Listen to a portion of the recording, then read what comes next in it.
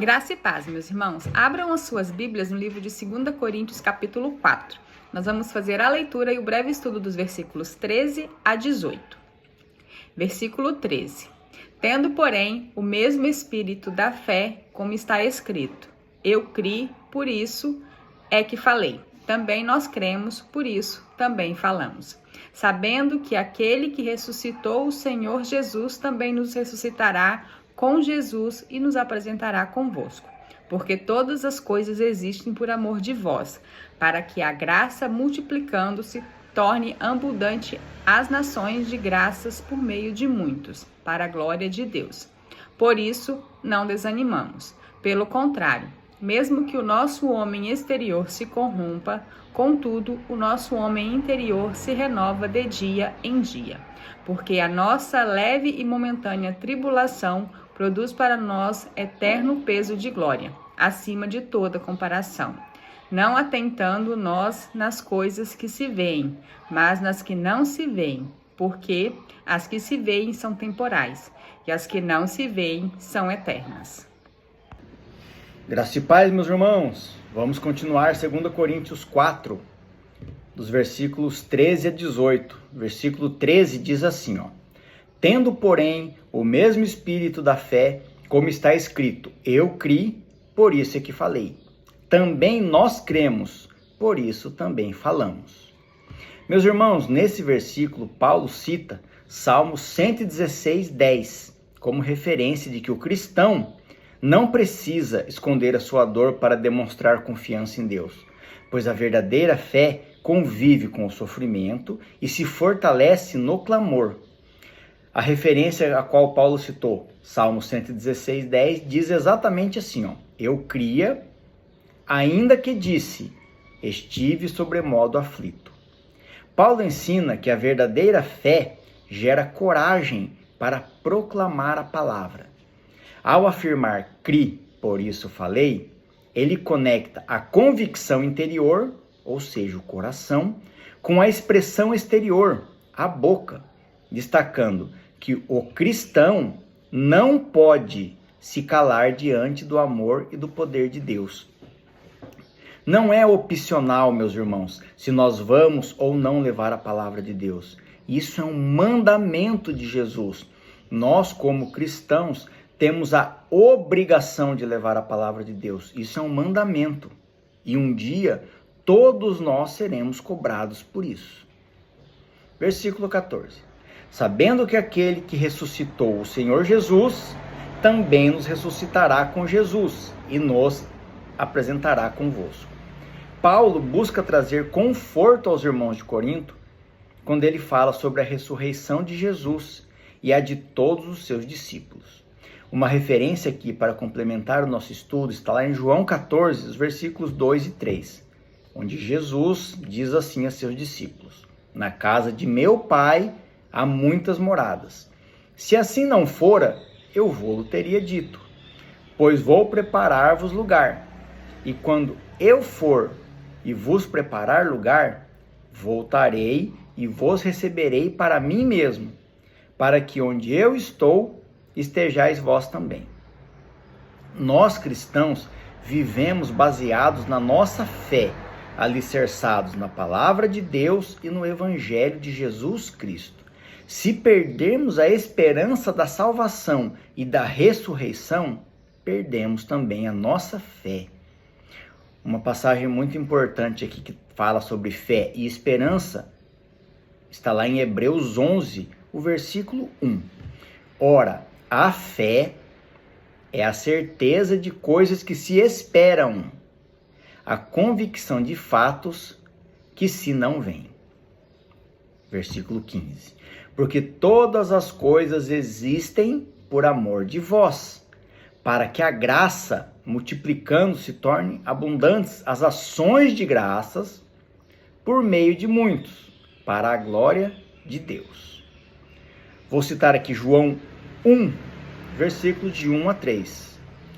Vamos ver a correlação de João 1 com 2 Coríntios 4, 15. No princípio era o Verbo, Jesus, e o Verbo estava com Deus, e o Verbo era Deus. Ele estava no princípio com Deus. Todas as coisas foram feitas por intermédio dele, e sem ele, nada do que foi feito se fez. Então, Paulo nos citou aqui que todas as coisas existem por amor de nós. Então, aqui em João está citando que todas as coisas foram feitas por intermédio de Jesus. João 3,16, mais uma referência. Porque Deus, vamos ver se tem a ver com o amor de vós. Deus amou ao mundo de tal maneira que deu o seu Filho unigênito para que todo o que nele crê não pereça, mas tenha vida eterna. Paulo inicia esse versículo dizendo, porque todas as coisas existem por amor de vós. Trouxe 2 versículos do livro de João para confirmar a afirmação do apóstolo. É maravilhoso quando descobrimos que nós não estamos aqui nesse mundo jogados ao acaso, mas que desde o início a nossa vida, a nossa caminhada já estava sendo planejada e cuidada por Deus. E nós, meus irmãos, tivemos o privilégio de virmos após Cristo aqui para a terra e temos como nossa glória sermos seus discípulos. Versículo 16. Por isso, não desanimamos, pelo contrário, mesmo que o nosso homem exterior se corrompa, contudo, o nosso homem interior se renova de dia em dia. Mais uma vez, eu vou trazer Hebreus 11:1, que faz a correlação entre a fé e a esperança. Ora, a fé é a certeza de coisas que se esperam, a convicção de fatos que não se veem. Mais uma vez, meus irmãos, eu estou citando Hebreus 11:1 para reforçar essa mensagem de fé e esperança. Paulo demonstra a sua perseverança, mesmo diante das dificuldades e batalhas. Eu vou citar aqui Mateus 24, 13 e 14, para que a gente possa refletir e agregar valor a esse estudo. Aquele, porém, que perseverar até o fim. Aqui é Mateus, mas a fala é de Jesus. Então, Paulo demonstrou sua perseverança e agora Jesus está falando sobre aquele que perseverar. Aquele, porém, que perseverar até o fim, esse será salvo e será pregado este evangelho. O evangelho que vai ser pregado é este ao qual nós estamos pregando, o que está escrito na Bíblia. Você tem que tomar cuidado para saber se este evangelho ao qual eu estou falando é o verdadeiro. Como é que você faz para saber disso? Abra sua Bíblia, veja se o que eu estou lendo está escrito lá, se o sentido é o mesmo, se a mensagem é a mesma, mas não só com o que eu estou falando. Você tem que estar sempre atento, pois o inimigo, o enganador, os falsos profetas estão aí espalhados pelo mundo. Continuando aqui, Mateus 24, 13 e 14. E será pregado este evangelho do reino para todo o mundo, para testemunho a todas as nações. Então virá o fim. Olha que interessante a mensagem de Jesus em Mateus 24. No versículo 13, ele afirma que aquele, porém, que perseverar até o fim será salvo. Isso nos traz conforto e esperança. Mas no versículo 14, Jesus diz, então virá o fim. Se lermos superficialmente, essa mensagem de Jesus nos parece conflitante, pois traz no versículo 13 esperança e no versículo 14 o fim.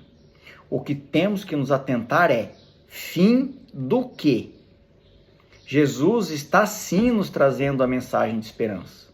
O fim ao qual ele se refere é o fim do pecado, é o fim do mal, é o fim das dores, é o fim da injustiça. Mas esse fim depende sim de nós, pois como o próprio Jesus já nos ensinou. Agora eu vou citar o Evangelho de Marcos, capítulo 16, versículo 16. Quem crer e for batizado será salvo. Quem, porém, não crer será condenado. No versículo 17, porque a nossa leve e momentânea tribulação produz para nós eterno peso de glória, acima de toda a comparação. Vejam que Paulo diz, nossa leve e momentânea. Nós que conhecemos um pouquinho da trajetória de Paulo, sabemos que a tribulação, aos nossos olhos humanos, nem foi tão leve assim. Muito pelo contrário, geralmente era brutal. Vejam que Paulo confirma nesse versículo tudo o que citamos no versículo anterior. A nossa passagem por esse mundo, em meio ao mal, é temporária, meus irmãos, e que em breve estaremos na presença gloriosa do Pai. Vamos ver o que Jesus nos diz mais uma vez. Evangelho de João, capítulo 15, versículos 18 e 19. Se o mundo vos odeia, sabei que primeiro do que a vós outros me odiou a mim. Se vós fosseis do mundo, o mundo amaria o que era seu. Como todavia não sois do mundo, pelo contrário, dele vos escolhi, por isso o mundo vos odeia. Aqui cabe uma pequena pausa para refletirmos. Se nós não somos desse mundo, por que Jesus nos trouxe e nos manteve aqui? Ele não poderia ter levado logo todos os seus e nos poupado de tantos sofrimentos e tribulações? A resposta é sim, ele poderia ter feito. Mas então, por que não fez? Jesus não nos ama? Aqui é que está a essência do amor de Cristo por nós. Não apenas nós, eu e você, mas todos nós, toda a humanidade. Eu vou trazer aqui Mateus 10,16 para que a gente reflita. Eis que eu, Jesus, vos envio como ovelhas para o meio de lobos. Sede, portanto, prudentes como as serpentes e simples como as pombas. Se Jesus nos ama, por que nos enviou para o meio dos lobos? Continuando o texto de Mateus, encontramos a resposta. Mateus 10,18. Por minha causa serei levado à presença de governadores e de reis, para lhes servir de testemunho a eles e aos gentios. Por que nós ficamos aqui nesse mundo? Por que a nossa caminhada, a nossa trajetória aqui nesse mundo, mesmo diante de tribulações, de dificuldades, ela é uma prova de amor de Jesus, para que através das nossas vidas sirvam de testemunho para outras pessoas que ainda não conhecem ou que não creram em Jesus. Nunca foi sobre o que fazemos pela nossa vida, mas sim pelo que fazemos pela vida do próximo. Esse sempre foi o propósito de Deus. Desde Abraão, lembra da promessa de Deus para Abraão? Lá em Gênesis 12, versículos 2 e 3. Deus disse assim para Abraão: de ti farei uma grande nação, e te abençoarei, e te engrandecerei o nome. Aí o único mandamento de Deus para Abraão: sê tu uma bênção. O que significa ser tu uma bênção? Faça o bem para outras pessoas. Agora veja a continuação, o que Deus continua dizendo a Abraão.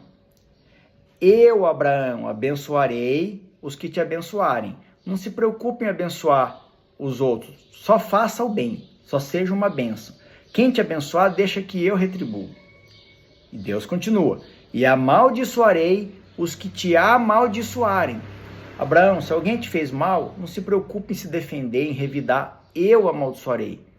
O seu mandamento é ser tu uma bênção. E aí, para concluir o versículo, em ti serão benditas todas as famílias da terra. Todas. Não eram só seus filhos, não eram as 12 tribos, não eram os judeus, não era A, B, C. Não, eram todas as famílias da terra.